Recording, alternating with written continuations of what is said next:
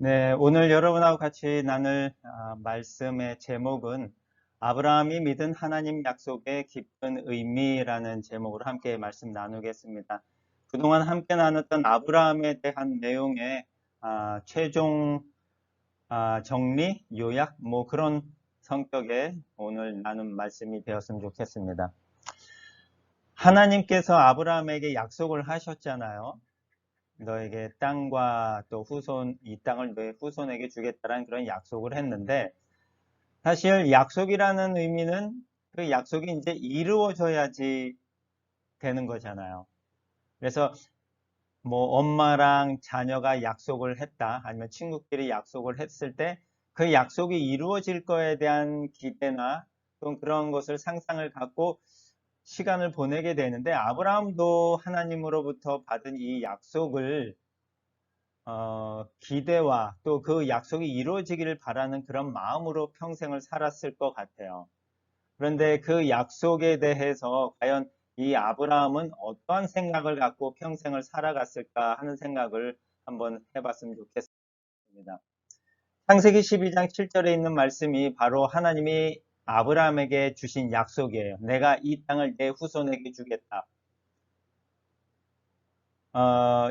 이러한 약속을 우리가 듣기만 해도 사실 기분 좋은 약속이에요.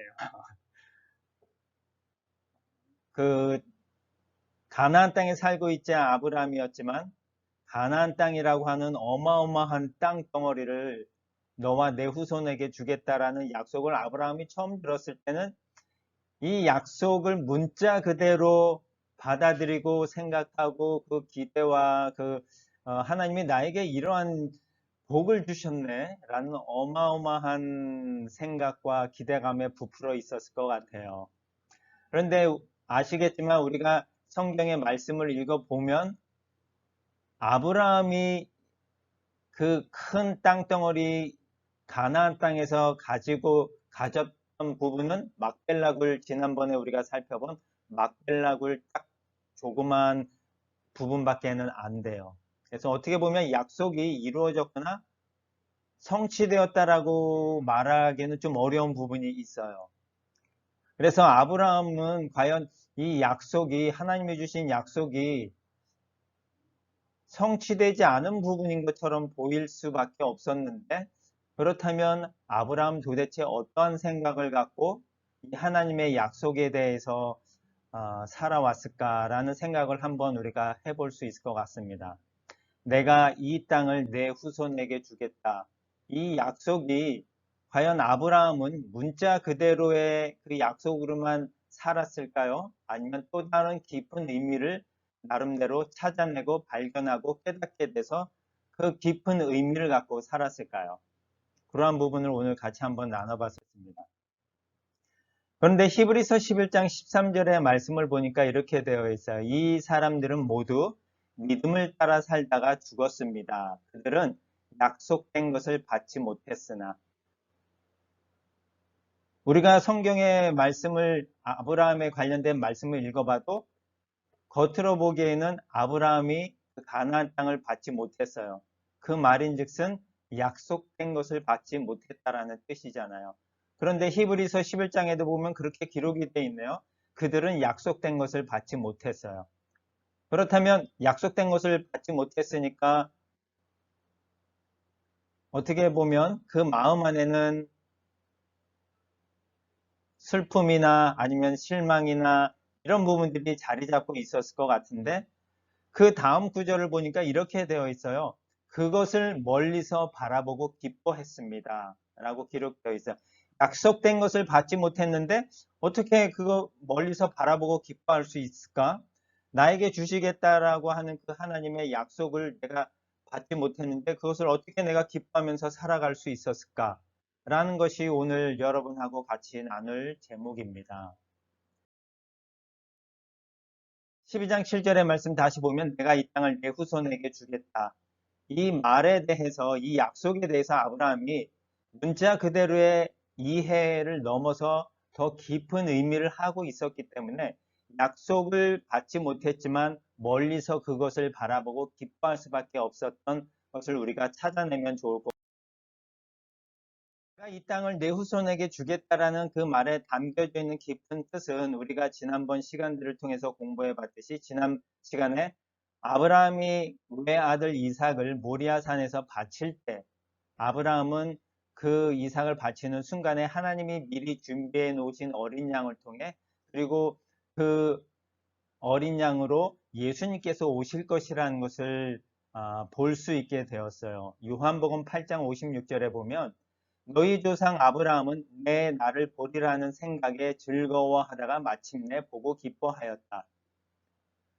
아브라함하고 예수님하고 그 사이는 시간적으로 따지면 뭐 2000년이 훨씬 넘는 그런 시간적인 거기 때문에 아브라함이 예수님을 기대하고 생각하고 있었다기에는 사실 쉽지 않은 부분이지만 모리아 산에서 이삭을 바치는 그 일련의 하나님 앞에 드리는 그 헌신을 통해서 하나님이 준비해 놓으신 그 모습을 통해서 오실 메시아 예수님께서 오실 것이라는 것을 아브라함은 마침내 보고 그것을 기뻐했다라는 뜻입니다.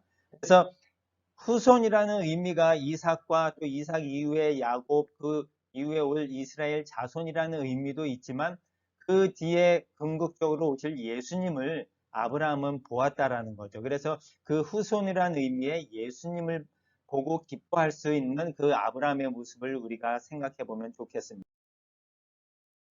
이라는 의미도 처음에 아브라함은 가나안 땅에 자기가 발을 딛고 살아갈 그 땅을 생각할 수밖에 없었지만 그곳에서 하나님이 다루시고 연단하는 과정들을 통해서 이 아브라함과 이삭과 야곱은 또 다른 모습의 땅을 생각하게 되는데 그것이 바로 하나님의 나라라는 것입니다.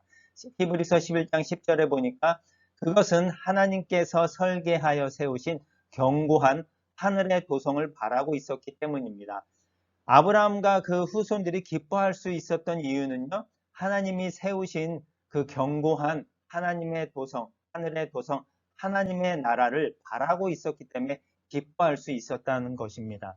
단지 이스라엘 땅만을 바라보고 있었다면 아브라함과 이삭과 야곱은 결코 기뻐할 수가 없었어요. 왜냐하면 그 땅을 소유할 수가 없는 상태였었기 때문인 거죠. 약속을 받지 못한 상황인데 어떻게 기뻐할 수 있겠어요? 근데 기뻐할 수 있었던 이유는 바로 하나님의 나라를 바라고 있었기 때문에 기뻐할 수 있었다라는 것이죠. 그래서 다시 한번 종합적으로 보면 히브리서 12장, 창세기 12장 7절에 하나님이 아브라함에게 주신 그 약속, 내가 이 땅을 내 후손에게 주겠다라는 이 약속은 또 다른 영적인 의미로 해석을 해보면 하나님의 나라를 예수님을 통해 너에게 주겠다라는 그런 뜻이 됩니다. 그 말인즉슨 하나님의 약속은 바로 복음이다라는 그런 뜻입니다. 아브라함이 하나님이 주신 약속을 그냥 눈에 보이는 약속으로만 믿고 이해하고 살았다면 약속을 받지 못했기 때문에 전혀 기뻐할 수 없었을 텐데 이 하나님의 약속을 아브라함은 복음으로 듣고 믿었기 때문에 약속을 받지 못했지만 그것이 올 것을 바라는 마음으로 기뻐하면서 살 수 있었던 것입니다. 바로 하나님의 약속이 복음이었기 때문에 복음을 믿은 거죠, 아브라함은. 하나님의 약속인 복음을 믿은 겁니다. 그래서 그 복음을 믿었기 때문에 기뻐하며 살 수 있었다라는 그런 뜻입니다.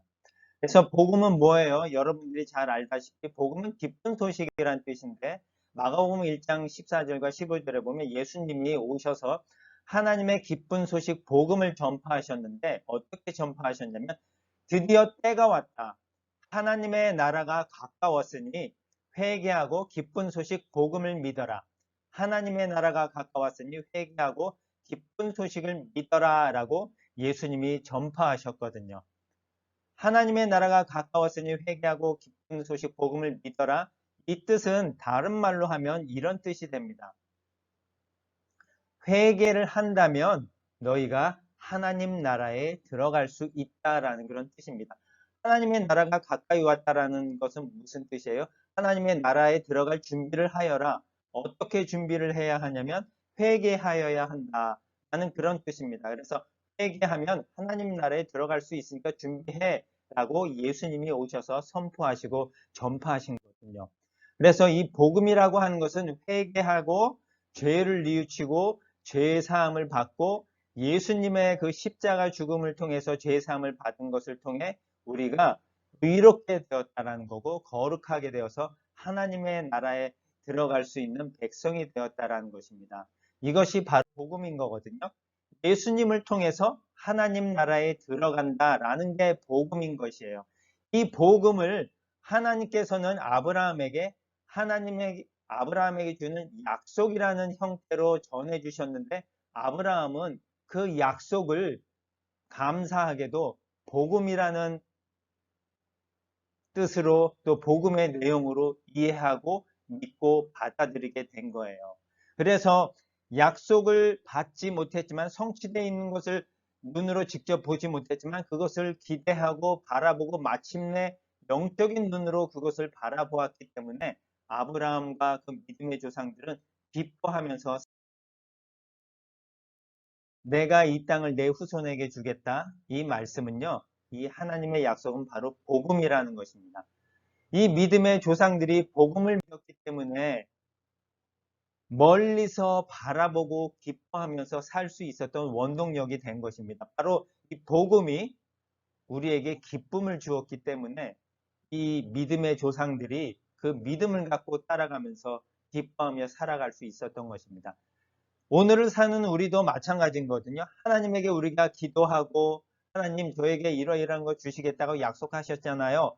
라고 기도하고 살아가지만 때로는 그 기도의 제목이 받지 못하고 이루어지지 못한 때도 있을 것입니다. 하지만 우리가 일차원적으로 거기에만 머물러서 살아간다면 우리의 삶의 모습은 너무도 원시적인 모습이 될 수밖에 없을 것 같아요. 믿음의 조상들처럼 약속된 것을 받지 못했지만 그것을 멀리서 바라보고 기뻐할 수 있는 그런 영적인 믿음과 그 한 차원 성숙된 믿음을 가질 때 우리의 삶이 더 풍성해지고 우리가 하나님이 우리에게 원하시는 것이 진정 무엇인지를 바라보면서 매일매일 기뻐하며 또 성숙한 믿음을 갖고 살아갈 수 있을 것 같습니다. 아브라함이 또 이삭이 야곱이 그리고 많은 믿음의 증인들이 하나님이 약속하신 것을 믿고 믿는 그 믿음을 따라 살다가 죽었어요. 하지만 그들의 삶의 모습을 우리가 봤을 때는 약속된 것을 받지 못했어요. 그것으로 우리가 저 사람들을 믿음의 조상들을 판단할 수는 없는데 히브리서 11장의 말씀을 보면 그것을 멀리서 바라보고 기뻐했다라고 정확하게 그 마지막 얘기를 해주고 있습니다. 우리의 삶도 이러한 모습, 이런 믿음의 조상들처럼, 믿음의 증인들처럼 우리의 삶이 마무리가 되었으면 좋겠다라는 소망을 해봅니다.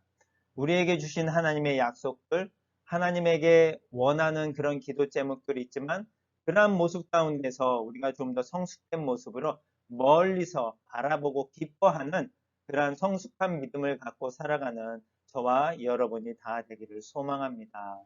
기도하겠습니다.